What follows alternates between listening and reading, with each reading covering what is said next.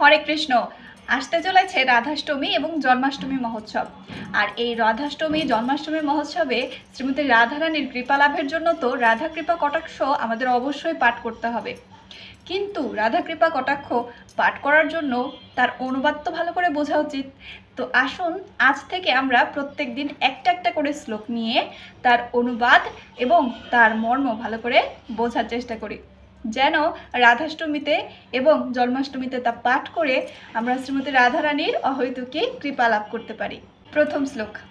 মুনীন্দ্র বৃন্দবন্দিতে ত্রিলোক শোকহারিণী প্রসন্ন বক্র পঙ্কজে নিকুঞ্জ ভূবিলাসিনী ব্রজেন্দ্র ভানুনন্দিনী ব্রজেন্দ্র सूनु संगते कदा करिष्यसि हमं কৃপা কটাক্ষ ভাজনম, যার অর্থ হচ্ছে শ্রেষ্ঠ মুনিগণ দ্বারা বন্দিত শ্রী রাধিকা ত্রিলোকের শোক বিদূরিত করেন এবং যার বদন কোমল সদা সুপ্রসন্ন।